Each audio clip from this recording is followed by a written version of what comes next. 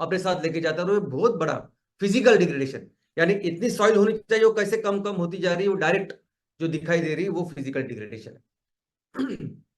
और क्यों हो रहा है ये? अभी मिट्टी का डिग्रेड होना या मिट्टी बनाना ये एक्चुअली एक नेचुरल प्रोसेस है। पत्थर होते हैं, पत्थर नीचे जो है वो धीरे धीरे करके वो सूक्ष्म जीवों के कारण या बाकी के फिजिकल चीजों की वजह से उसकी विदरिंग होती है, उसकी छोटे छोटे दाने तैयार होते हैं और उससे मिट्टी तैयार होती है। तो मिट्टी बनना एक एक नॉर्मल, एक नैसर्गिक प्रक्रिया है जो जो सैकड़ों सालों तक चलती है और फिर मिट्टी तैयार होती है। लेकिन हम क्या कर रहे हैं कि इस चीज को बहुत ज्यादा हमने इसको स्पीड अप किया है, बहुत ज्यादा एक्सेलरेट किया है, और कुछ दिनों में कुछ सालों में हम इसको बहुत बीस मिट्टी को हटा रहे हैं। नॉर्मली कैसे होना चाहिए कि पुरानी मिट्टी धीरे धीरे करके जानी चाहिए, नई मिट्टी आनी चाहिए और बढ़नी चाहिए, लेकिन हम बहुत फास्टली इसको निकाल रहे हैं। और इसका सबसे प्रमुख कारण है, नंबर वन कारण, और वो पूरी दुनिया में है, वो है खेती। जिस तरीके से हम खेती कर रहे हैं, हम बिल्कुल ये ध्यान नहीं देते रखते हैं कि हम जिस तरह से खेती कर रहे हैं उसका हमारी इस मिट्टी के ऊपर क्या असर हो रहा है। चाहे वो अमेरिका हो, चाहे वो कोई एशियन कंट्री हो, बाकी सब लोग जिस तरह से खेती कर रहे हैं वो खेती करने का तरीका बहुत गलत है।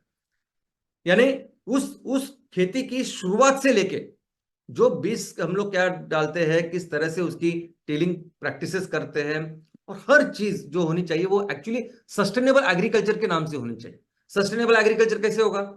कैसे वो खेती हजारों सालों तक हमें जो चाहिए, जो फसल, जो खाना चाहिए वो देगी, तब देगी जब मिट्टी सस्टेनेबल होगी। तो ये चीज खेती हमेशा उस मिट्टी को, मिट्टी का ख्याल रखते हुए करनी चाहिए। आज जो खेती हो रही है वो एग्रेसिव कल्टीवेशन हो रही है, यानी उस एक एकड़ में से, एक हेक्टेयर में से कैसे ज्यादा फसल आए, कैसे ज्यादा मुझे पैसा मिले, बस इसके ऊपर ही ध्यान दिया जाता है, और उसका बहुत दुष्परिणाम मिट्टी के ऊपर हो रहा है। हमने इस चीज को बढ़ाने के लिए बहुत भारी मात्रा में हम केमिकल्स का इस्तेमाल करते हैं।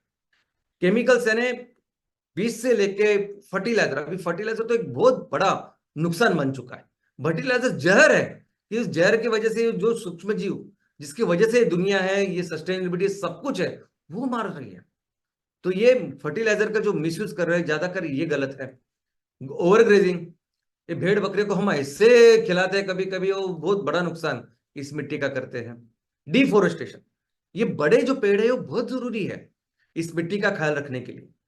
ये ना कि मिट्टी को स्टेबिलिटी देते हैं, लेकिन कई सारे इनडायरेक्ट डायरेक्ट चीजें हैं जिसकी वजह से मिट्टी बेहतर होती है। और कई देश में तो ऐसे है कि वो जंगल काट रहे हैं वहां खेती करने के लिए, बहुत गलत काम हो रहा है। सॉइल इरोजन, हम तो कई सारे ऐसी चीज कर सकते हैं कि जिसकी वजह से हम मिट्टी का ख्याल रखें, लेकिन हम अपोजिट करते हैं। यानी खेतों में अगर मिट्टी गीली है तो बिल्कुल उस ऐसे खेतों में बहुत जो हेवी ऐसे इक्विपमेंट्स है, मशीनरीज है, वो नहीं जानी चाहिए वो, क्योंकि उनको फिर वो व्हील को लग के कई सारी मिट्टी विस्थापित होती है, इरोजन होता है मिट्टी का। ये नहीं होनी चाहिए। कंस्ट्रक्शन भी जो हम कर रहे हैं वो नहीं होने चाहिए। लेकिन वो एक बहुत इंपॉर्टेंट कारण अभी बन चुके हैं, अर्बनाइजेशन। जिस तरह से अभी गांव से शहर बन रहे हैं, बड़े बड़े शहर और बड़े हो रहे हैं, उसका विस्थापित हो रहा है, ये सभी भी इस तरीके से हो रहा है ना कि यहाँ हम अपनी मिट्टी के बारे में सोचते ही नहीं। कॉन्क्रीटीकरण, हर जगह हमें चाहिए कंक्रीट, हर जगह हमें चाहिए वो सीमेंट। हम जरा भी देखते नहीं कि उस मिट्टी की एक अपनी रचना है। पानी का जो पानी का ड्रेनेज है, या जैसे मच्छर का मैंने एग्जांपल दिया है, अपने अपने इकोसिस्टम है, इसको देखते ही नहीं हम।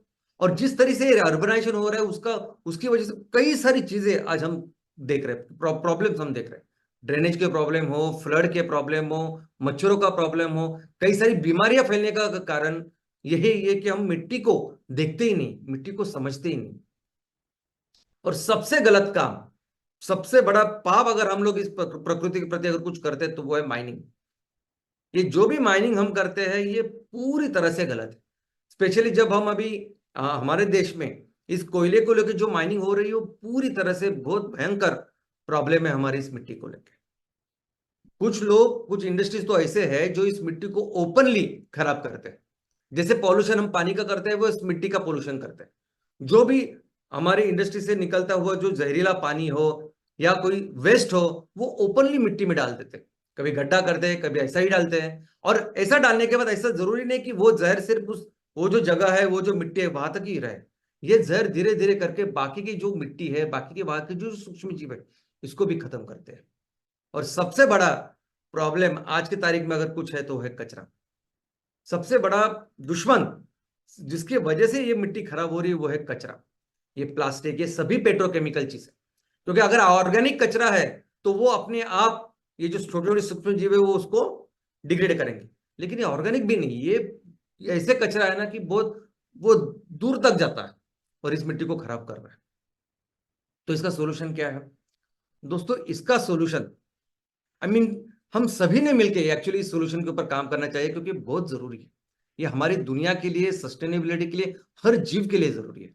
और सबसे इफेक्टिव, सबसे जरूरी चीज अगर कुछ है जिसके द्वारा हम इस मिट्टी का ख्याल रख सकते हैं, इसका संवर्धन कर सकते हैं, तो वह है कम्युनिटी। हम आप मिलके हमने इस मिट्टी की सुरक्षा करनी चाहिए, इसका ख्याल रखना चाहिए। अगर हम जिस गांव में रहते हैं, हम जिस शहर में रहते हैं, वहां देखनी चाहिए कि हमारी मिट्टी का हम उतना ही ख्याल रखें जितना ख्याल हम अपने बच्चों का रखते हैं, जितना ख्याल हम अपने माँ बाप का रखते हैं, जितना ख्याल हम अपने घर का रखते हैं। तो दोस्तों ये जो मिट्टी है ये दुनिया के 87% जीवों का घर है। घर है डायरेक्ट, लेकिन अगर इनडायरेक्टली देखोगे तो हम सब इसके ऊपर डिपेंडेंट है। हमारा अनाज, हमारा खाना, हमारी हर तरह की ऊर्जा का कारण, का सोर्स है ये मिट्टी। तो सबसे जरूरी है कि हम मिलके एक संकल्प करें कि हम अपनी मिट्टी का ख्याल रखेंगे। और यही यही एक सोल्यूशन है, दूसरा कोई सोल्यूशन नहीं। इस मिट्टी को लेकर अगर हम कोई आंदोलन करते हैं कुछ दिनों तक, तो ये काफी नहीं है। सिर्फ आंदोलन करके, अवेयरनेस करके काफी नहीं। हमने एक्चुअली, जैसे हम हमेशा अपने घर का ख्याल रखते हैं ना, जैसे हमारे फैमिली मेंबर्स का ख्याल रखते हैं, वैसे ही होना चाहिए। कम्युनिटी करके मिलके हमने ख्याल रखना चाहिए। और यही है ना, यही संकल्पना है बेसिकली एमवीपी, एमयूपी, इनके पीछे। बिजनेस तो है ही, लेकिन विलेज प्रोजेक्ट, अर्बन प्रोजेक्ट यही है कि हर हफ्ते आप मिले, आप इसके ऊपर बात करें, समझे जरूर चीजें कितने जरूरी है, और काम करें। क्योंकि दूसरा तरीका ही नहीं है। कोई नहीं आएगा हमारे हमारे घर के बाजू की जो या आंगन की मिट्टी को बेहतर करने के, हमें ही करना पड़ेगा। और ऑफ कोर्स रूल्स रेगुलेशन है, नियम है, कायदे कानून है। वैसे वैसे तो है ही, वैसे ऑन पेपर देखेंगे तो बहुत सारे कायदे कानून, हम एक पेड़ भी काट नहीं सकते, लेकिन उसकी अमल बजावनी भी वैसी होनी चाहिए। और सबसे इंपॉर्टेंट जो हमारे हाथ में है, जो हम कर सकते हैं, वो है एग्रीकल्चर। एग्रीकल्चर दोस्तों, ये जो खेती हम कर रहे हैं ना, वो रिस्पॉन्सिबली करनी चाहिए। खेती ऐसी करनी चाहिए कि जो सस्टेनेबल हो। सस्टेनेबल खेती में आएगी वो इंटरक्रॉपिंग की, जैसे एक क्रॉप, जैसे आप जानते हैं रेगुलर क्रॉप, ये बहुत इंपॉर्टेंट है। क्रॉप रोटेशन, एक ही तरह की फसल बार बार हम लेते रहेंगे तो उसकी वजह से फिर वो जो उस फसल को चाहिए वो एक ही तरह के एलिमेंट लगते हैं और उसकी फिर कमी होती है जमीन में। तो फिर कुछ एक अंतकाल के बाद एक दूसरी फसल होनी चाहिए। और ये पूरी ये सभी प्रैक्टिसेस हमें पता है। हमें पता है, हमारे कृषि सहायक या कृषि अधिकारी जो है वो हमें बता सकते हैं, कई सारे लोग हमें बता सकते हैं। लेकिन सबसे जरूरी क्या है, जब किसान अपनी आज की फसल छोड़ दूसरी फसल लेके जाए तो उसकी मार्केटिंग की रिस्पॉन्सिबिलिटी, या वो बेचेगा कहाँ, ये उसको सपोर्ट चाहिए, कंपलसरी चाहिए। किसान भी तैयार करेगा, किसान भी रेडी है, किसान भी समझता है, किसान के लिए भी ये मिट्टी उसकी माँ जैसी ही है।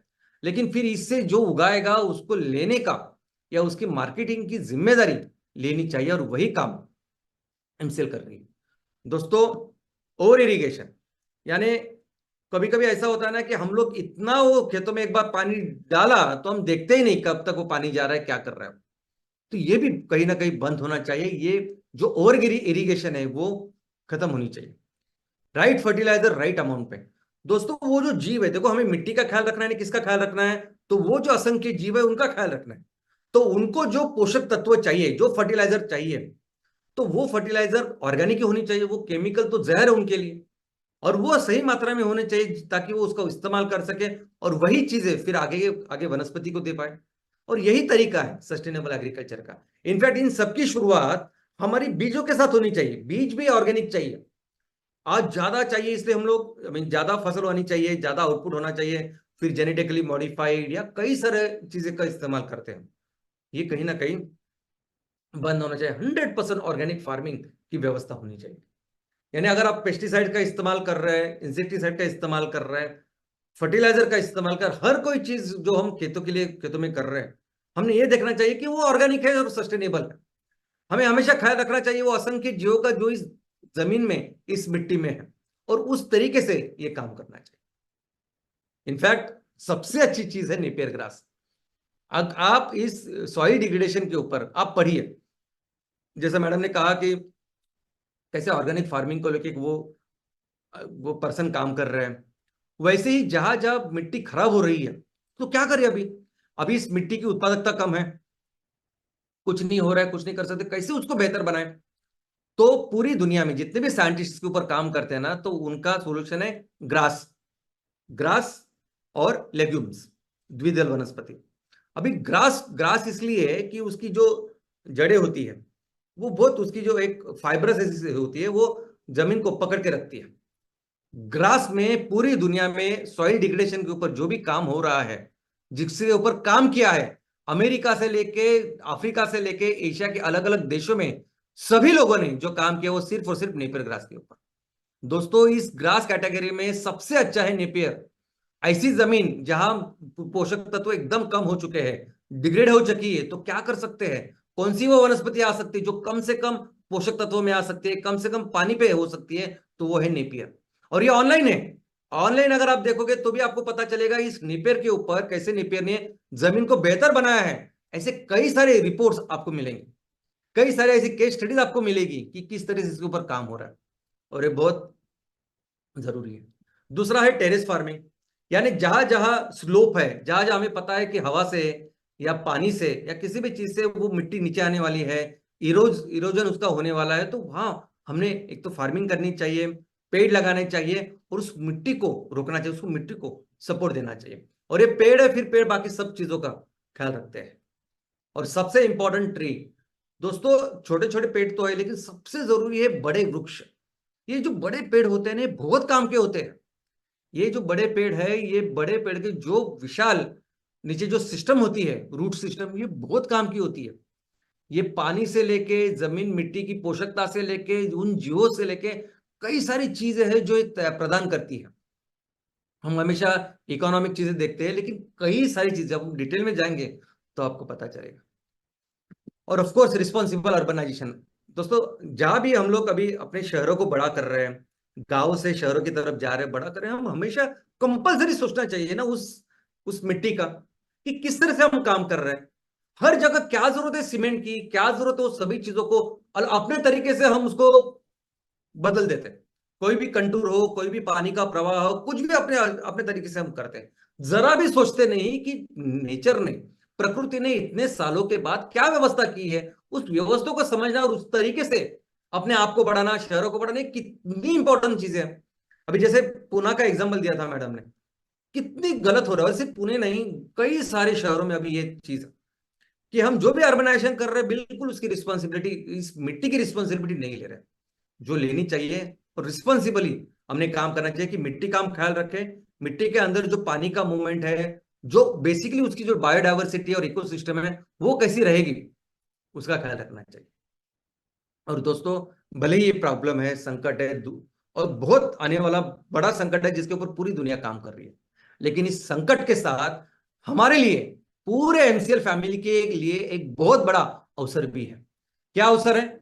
तो दोस्तों ये मिट्टी जो अभी डिग्रेड हो चुकी है, जिसमें कोई भी पोषक तत्व नहीं है, इसको दवाई चाहिए।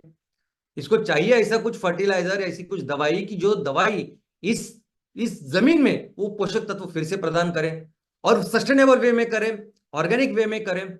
और ये काम करेगा हमारा सबका एमसीएल सॉइल कंडीशनर। दोस्तों हमारे जितने भी एमसीएनजी के प्लांट है ना, नंबर वन प्रोडक्ट अगर कोई होने वाला है तो वो मीथेन नहीं है, उससे बहुत बेहतर होने वाला है हमारा फर्टिलाइजर। और ये फर्टिलाइजर नहीं है सिर्फ, ये खाद नहीं है, ये सॉइल कंडीशनर। हम पूरी दुनिया में इसको एमसीएल सॉइल कंडीशनर के नाम से ही बेचेंगे, क्योंकि ये बनता है नेपियर ग्रास से।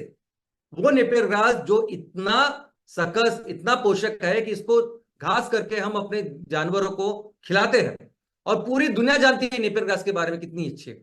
और वो नेपियर ग्रास से अगर हम इतना शुद्ध, इतना अच्छा अगर ये फर्टिलाइजर बना रहा है, ये सॉइल कंडीशनर करके काम करेगा, ये दवाई का काम करेगा, ये जब डिग्रेडेड सॉइल में 3, 5, 7 साल जब आप इसका इस्तेमाल करोगे तो बहुत बेहतर फर्टिलिटी तैयार करेगा जमीन में। और आज इसकी जरूरत पूरी दुनिया को है, क्योंकि ये जो बड़ी बड़ी इकोनॉमीज है, बड़े बड़े जो देश है, उनके पास नहीं है इतनी मिट्टी, उनके पास नहीं है इतनी खेती जितनी हमारे पास है, उनके पास नहीं है इतनी खेती जिसकी वजह से वो इतना नेपियर ग्रास उगा सकते हैं और इतना फर्टिलाइजर तैयार कर सकते हैं।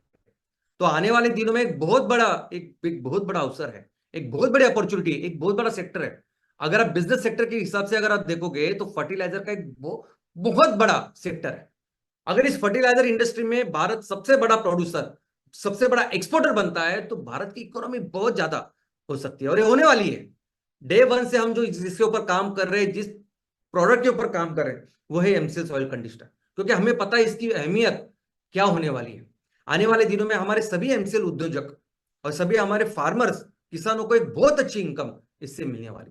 ये वो प्रोडक्ट है जो हमारे देश की इकोनॉमी को बहुत बेहतर बनाने वाला है। यानी हमारे जो प्रोजेक्ट्स है वो तो बेहतर चलेंगे, लेकिन पूरे मिलके हम अपने देश की इकोनॉमी बेहतर बनाएंगे और फिर से हमारे देश को दुनिया की सबसे बड़ी इकोनॉमी बनाएंगे।